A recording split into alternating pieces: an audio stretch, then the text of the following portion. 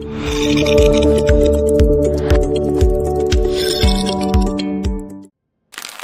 guys! So welcome back to another math tutorial video, and today we will be discussing the equations of tangent line and normal line. But before we proceed into the solutions in finding the equations of the tangent line and normal line, we have to understand first ano nga ba yung tangent line at ano yung normal line. Okay? Tangent line po is or can be located at a point where the function is differentiable. What does it mean? It means that the tangent line is somewhere when there is a change in our y-axis with respect to the change in our x-axis. Therefore, if this is the point that is differentiable, ito po yung point ng change of y with respect to change axis, dyan po mahahanap or makikita yung tangent line natin. Allow me to draw the tangent line here. Okay? So, let's say that's a perfect tangent line because according to the description of a tangent line is a line that touches the function at one point only. We also have here the description of a normal line. Normal line daw is a line that is perpendicular to the tangent line. What does it mean by perpendicular? So, ang perpendicular po is somehow like this. Nasa 90 degrees angle po siya. So, if we're going to draw a 90 degrees line across the tangent line, that is our normal line. So this is our normal line and this is our tangent line. So as you can see, it is 90 degrees to the line of the tangent line. So this is perpendicular to the tangent line. Therefore, this is the normal line. And please take note also that since tangent line is a point where the function is differentiable, therefore, the slope of the tangent line is equals to the first derivative of the function. And the normal line to the curve is the line that touches the curve at one point and is perpendicular to the tangent line at the point of tangency. So, yung point of tangency po natin dito is this red dot that I am drawing on the screen.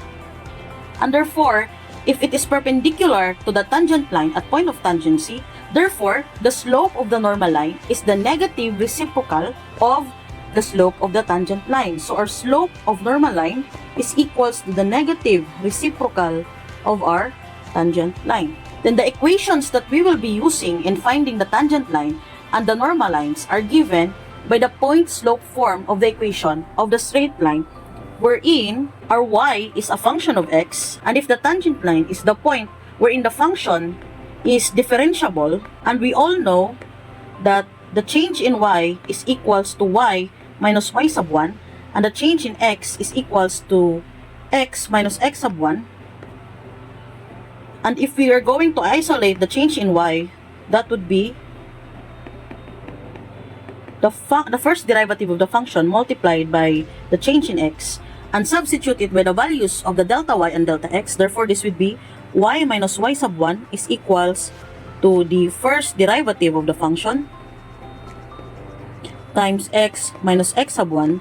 Therefore, this is the equation that we will be using in finding the equations of the tangent line and normal line by the given point-slope form of the equation of this straight line, wherein our x sub 1 and y sub 1 is the point of tangency. So, yung red dot po dyan is our x sub 1 and our y sub 1. And the intersections of the tangent line and normal lines also. And please take note that our first derivative of the function is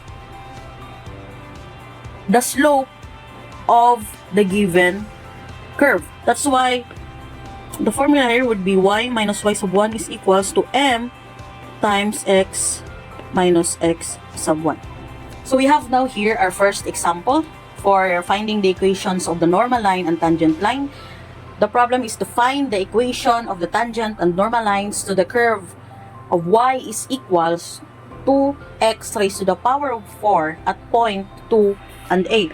Please take note that our 2 here is our x sub 1 and our y here or 8 here is our y sub 1. It means na these coordinates is where our tangent line is located. Solution would be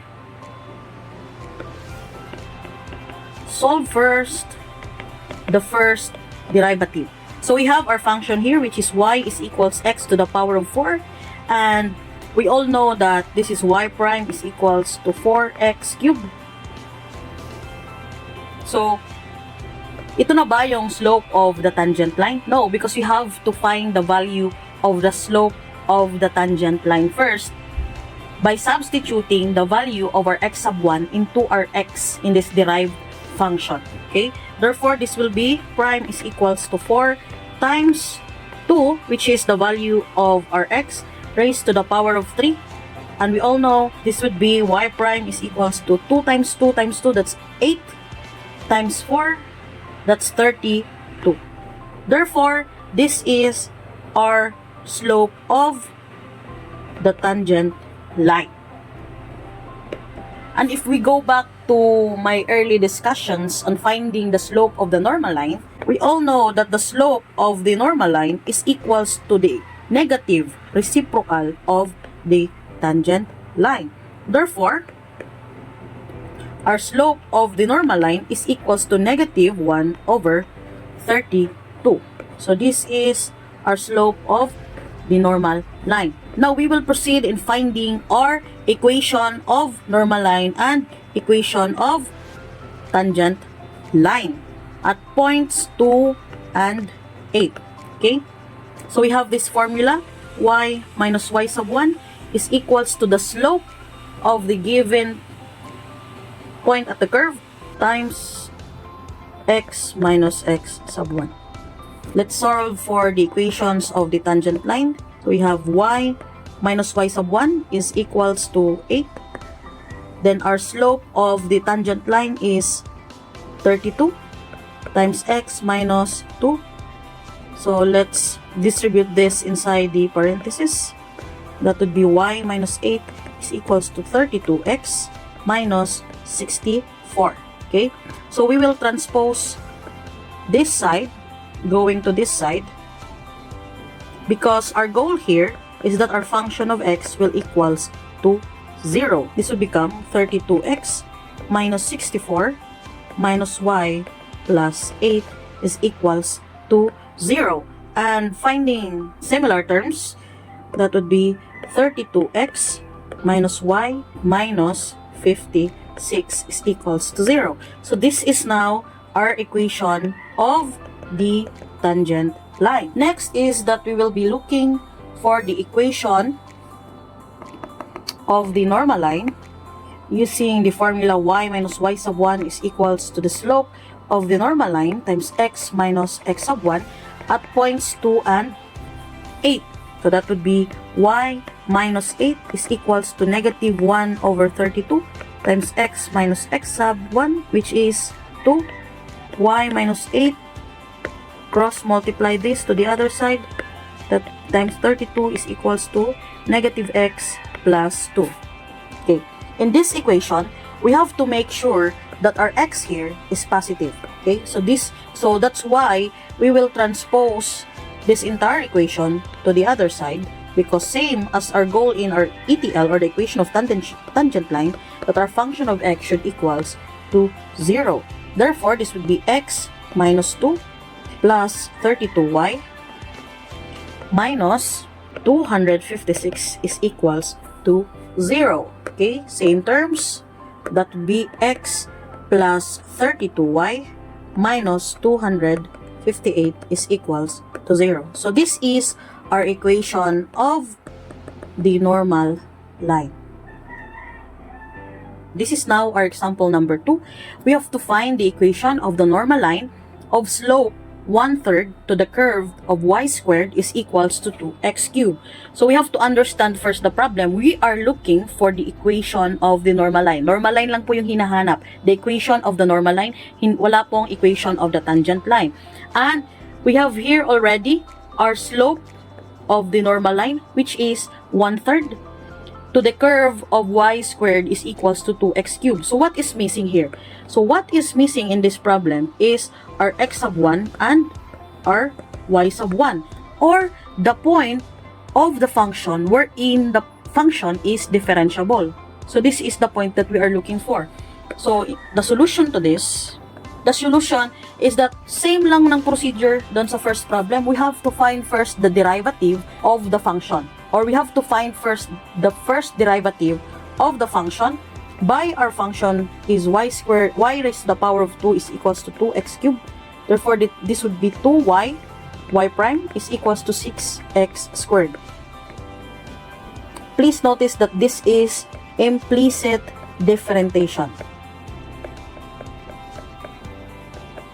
Okay, so this is implicit differentiation, wherein we will derive the function, including the y.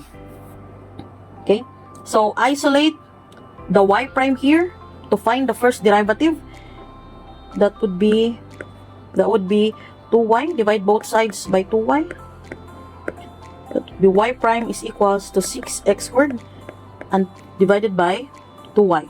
That would be y prime is equals to 3x squared divided by y. So this is our slope of the tangent line.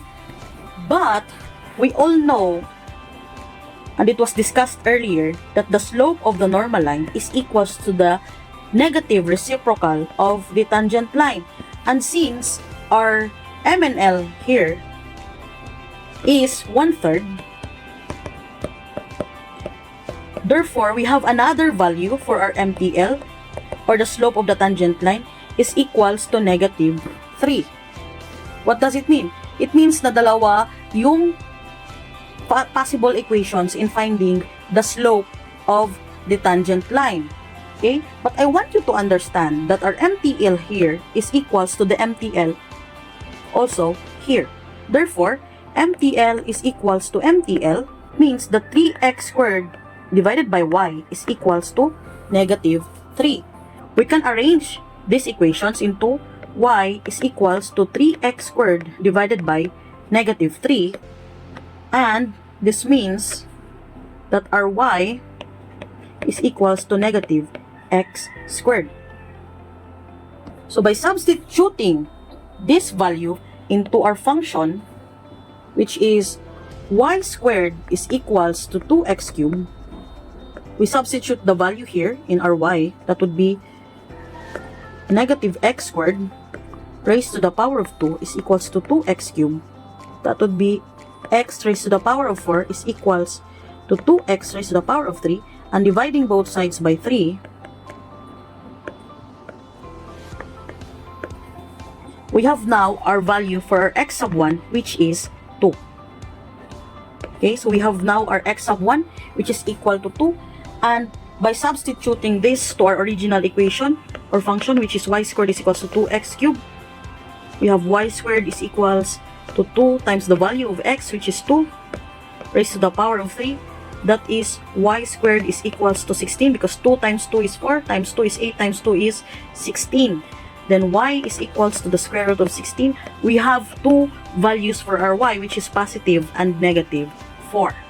Okay?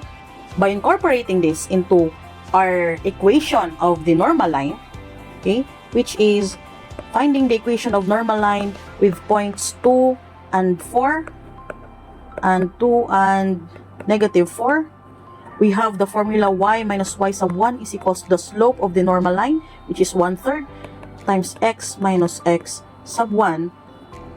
Then we have y minus, so we will be solving here for the points of positive 2 and 4. Minus 4 is equals to 1/3, because our slope of the normal line is 1/3, times x minus our x is 2. Okay, multiply this, cross multiply this to the other side. That would be 3y minus 12 is equals to x minus 2. Remember, the goal or our function is equals to 0. Okay, so this would be x minus 2 minus 3y plus 12 is equals to 0. Therefore, our equation of the normal line is x minus 3y plus 10 is equals to 0. But this is only our equation of normal line at points 2 and 4. We have to solve again our equation of normal line at points 2 and negative 4. Okay, that be y plus 4 is equals to 1/3 times x minus 2. Okay, same procedure, cross multiply this to the other side. This would be 3y plus 12 is equals to x minus 2.